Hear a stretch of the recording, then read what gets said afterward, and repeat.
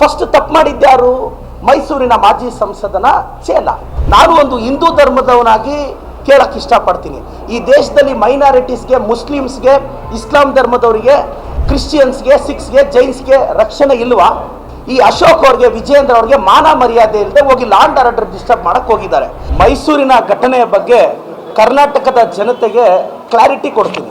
ಮೈಸೂರಿನಲ್ಲಿ ಒಬ್ಬ ಬಿಜೆಪಿ ಪಕ್ಷದ ಕಾರ್ಯಕರ್ತ ನಮ್ಮ ರಾಷ್ಟ್ರೀಯ ನಾಯಕರನ್ನ ನಗ್ನವಾಗಿ ಚಿತ್ರಿಸಿ ಅದರಲ್ಲಿ ಇಸ್ಲಾಂ ಧರ್ಮವನ್ನ ಮೊಹಮ್ಮದ್ ಪೈಗಂಬರ್ ಅವ್ರನ್ನ ಕೆಟ್ಟದಾಗಿ ನಿಲ್ಲಿಸಿರ್ತಾನೆ. ಈ ಪೋಸ್ಟರ್ ಹಾಕಿದಾಗ ಆತನ್ನ ಅರೆಸ್ಟ್ ಮಾಡಿ ಅಂತ ಸಮುದಾಯದವ್ರಿಗೆ ಕಂಪ್ಲೇಂಟ್ ಕೊಡ್ತಾರೆ. ಫಸ್ಟ್ ತಪ್ಪು ಮಾಡಿದ್ಯಾರು? ಮೈಸೂರಿನ ಮಾಜಿ ಸಂಸದನ ಚೇಲ. ಯಾವುದಾದ್ರೂ ಒಂದು ಧರ್ಮನ, ರಾಷ್ಟ್ರೀಯ ನಾಯಕರನ್ನ ನೀವು ನಗ್ನವಾಗಿ ಚಿತ್ರಿಸಿ ಒಂದು ಧರ್ಮ ನಂಗೆ ಅವಹೇಳನಕಾರಿಯಾಗಿ ಬರೆದ್ರೆ ಅದು ತಪ್ಪು. ನಾನು ಕೇಳೋದಿಷ್ಟೇ, ಇಲ್ಲಿ ಮೊದಲು ನಾವೆಲ್ಲ ಇಂಡಿಯನ್ಸು, ನಾವು ಭಾರತೀಯರು, ನಂತರನೇ ಎಲ್ಲ. ನಾನು ಒಂದು ಹಿಂದೂ ಧರ್ಮದವನಾಗಿ ಕೇಳಕ್ಕೆ ಇಷ್ಟಪಡ್ತೀನಿ, ಈ ದೇಶದಲ್ಲಿ ಮೈನಾರಿಟೀಸ್ಗೆ, ಮುಸ್ಲಿಮ್ಸ್ಗೆ, ಇಸ್ಲಾಂ ಧರ್ಮದವರಿಗೆ, ಕ್ರಿಶ್ಚಿಯನ್ಸ್ಗೆ, ಸಿಖ್ಸ್ಗೆ, ಜೈನ್ಸ್ಗೆ ರಕ್ಷಣೆ ಇಲ್ವಾ?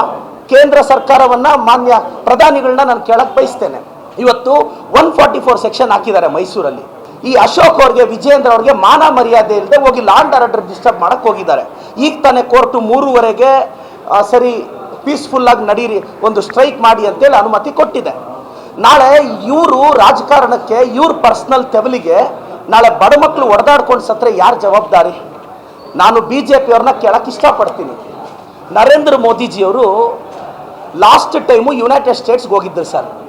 US ಹೋದಾಗ ಜಾಯಿಂಟ್ ಸೆಷನ್ ಕಾಂಗ್ರೆಸ್ನ, US ಕಾಂಗ್ರೆಸ್ನ ಉದ್ದೇಶಿಸಿ ಮಾತಾಡುವಾಗ ಅವರು ಭಾಷಣದಲ್ಲಿ ಕನಿಷ್ಠ ಅವರು 14 ಬಾರಿ India is A democracy, India is A democracy ಅಂತ ಹೇಳಿದ್ರು. ಅದಾದ್ಮೇಲೆ ಪತ್ರಕರ್ತರಿಗೆ ಪ್ರಶ್ನೆ ಕೇಳಕ್ಕೆ ಅವಕಾಶ ಸಿಗಲಿಲ್ಲ. ಆದ್ರೂ ವಾಲ್ ಸ್ಟ್ರೀಟ್ ಜರ್ನಲ್ ಪತ್ರಕರ್ತೆ ಸಪ್ರಿನಾ ಸಿದ್ದಿಕಿ ಅಂತ ಒಬ್ಬ ಲೇಡಿ ಮೋದಿಜಿ ಅವ್ರನ್ನ ಪ್ರಶ್ನೆ ಕೇಳಿದ್ರು. ಅವ್ರು ಕೇಳಿದ್ರು, ಭಾರತದಲ್ಲಿ ಮುಸ್ಲಿಮ್ಸ್ಗೆ, ಮೈನಾರಿಟೀಸ್ಗೆ ಅವರ ರಕ್ಷಣೆಗೆ, ಫ್ರೀಡಮ್ಗೆ ತಾವೇನು ಮಾಡಿದ್ದೀರಾ ಅಂದರೆ ಯಾವುದೇ ಕಾರಣಕ್ಕೆ ನಾವು ರಿಲಿಜಿಯನ್ ಮೇಲೆ, ಕ್ಯಾಸ್ಟ್ ಮೇಲೆ ಡಿಸ್ಕ್ರಿಮಿನೇಷನ್ ಮಾಡಲ್ಲ ಅಂತ ಮೋದಿಜಿಯವ್ರು ರಿಪ್ಲೈ ಕೊಟ್ಟರು. ಆದರೆ ಇವತ್ತು ಮೈನಾರಿಟೀಸ್ಗೆ, ಇಸ್ಲಾಂ ಧರ್ಮದವ್ರಿಗೆ, ಕ್ರಿಶ್ಚಿಯನ್ಸ್ಗೆ ರಕ್ಷಣೆ ಇಲ್ವಾ? ಬಿಜೆಪಿಯವರು ಸ್ವಾರ್ಥಕ್ಕೆ ಇವತ್ತು ನೋಡಿ, ಕೇಂದ್ರ ಸರ್ಕಾರದ ಅಧೀನದಲ್ಲಿರ್ತಕ್ಕಂಥ ಒಂದು ಏಜೆನ್ಸಿ ಅವ್ರು ಹೇಳಿದ್ದಾರೆ 2017ರಿಂದ 2021 ಮಧ್ಯೆ ಬರೀ ಧರ್ಮಗಳ ಘರ್ಷಣೆ 2900 ಇನ್ಸಿಡೆಂಟ್ ಆಗಿದೆ. ಇದೆಲ್ಲ ಬಿಜೆಪಿ ನಾಯಕರು ಕೊಡ್ತಿರೋ ಹೇಳಿಕೆಗಳಿಂದ ಆಗ್ತಿರೋದು. ಅಷ್ಟೇ ಅಲ್ಲ, ಔಟ್ಲುಕ್ ಅಲ್ಲಿ ಒಂದು ಆರ್ಟಿಕಲ್ ಬರುತ್ತೆ ಮಾರ್ಚ್ 13, 2023 ಕ್ರಿಶ್ಚಿಯನ್ ಧರ್ಮಕ್ಕೆ ಇಲ್ಲಿ ಅವಕಾಶನೇ ಇಲ್ಲ ಅಂತ. ನಾನು ಹೇಳ್ತಾ ಇರೋದು, ಇದು ಸೆಕ್ಯುಲರ್ ಕಂಟ್ರಿ. ನೀವು ಯಾರಾದರೂ ತಪ್ಪು ಮಾಡಿದ್ರೆ ಅವ್ರು ನಿಂದಿಸಿ.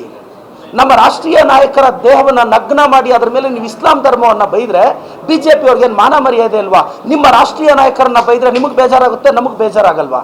ನಾನು ಹೇಳಕ್ಕೆ ಇಷ್ಟಪಡೋದಿಷ್ಟೇ, ಅಶೋಕ್ ಅವರೇ, ವಿಜೇಂದ್ರ ಅವರೇ, ದಯವಿಟ್ಟು ಲಾಂಡ್ ಆರ್ಡರ್ ಡಿಸ್ಟರ್ಬ್ ಮಾಡಿಬಿಡಿ ಸರ್. ಮೈಸೂರಿನ ಜನತೆ, ಸಾಂಸ್ಕೃತಿಕ ನಗರ ಜನತೆ ನೆಮ್ಮದಿಯಾಗಿದ್ದಾರೆ. ನಾವು ಹಳ್ಳಿಗಳಲ್ಲಿ ಹಿಂದೂ ಮುಸ್ಲಿಂ ಅನ್ನೋ ಭೇದ ಭಾವ ಇಲ್ಲ, ಎಲ್ಲ ಅಣ್ಣ ತಮ್ಮಂದ್ರ ಥರ ಇದ್ದೀವಿ. ನೀವು ಎಲೆಕ್ಷನ್ನು, ಚುನಾವಣಾ ರಾಜಕಾರಣ, ನಿಜವಾಗ್ಲೂ ಇವ್ರಿಗೇನು ಇಶ್ಯೂ ಬೇಸ್ಡ್ ಮಾತಾಡೋ ಯೋಗ್ಯತೆ ಇಲ್ಲ.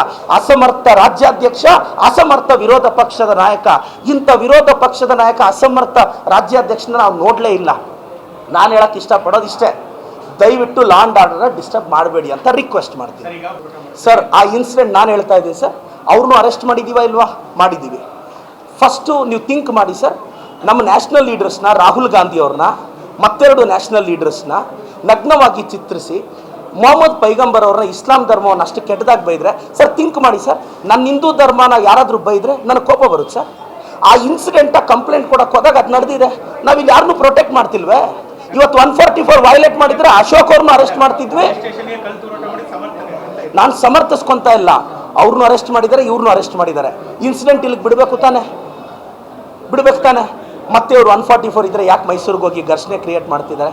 ಯಾಕೆ ನಮ್ಮ ಸರ್ಕಾರಕ್ಕೆ ಕಪ್ಪು ಚುಕ್ಕೆ ತರೋ ಪ್ರಯತ್ನ ಪಡ್ತಿದ್ದಾರೆ ಸರ್? ನನ್ನ ಕ್ವಶನ್ ಇಷ್ಟೇ ಸರ್, ಹಿಂದೂ ಧರ್ಮದ ಹುಡುಗರು, ಇಸ್ಲಾಂ ಧರ್ಮದ ಹುಡುಗರು ಇವ್ರ ಗಲಾಟೆಗಳಿಗೆ ಕಿತ್ತಾಡ್ಕೊಂಡು ಹೊಡೆದಾಡ್ಕೊಂಡು ಯಾರಾದರೂ ಸತ್ತರೆ ಇವ್ರು ಹೋಗ್ಬಿಟ್ಟು 2 ಲಕ್ಷ ರೂಪಾಯಿ ಪರಿಹಾರ ಕೊಟ್ಟು ಬಂದುಬಿಡ್ತಾರೆ.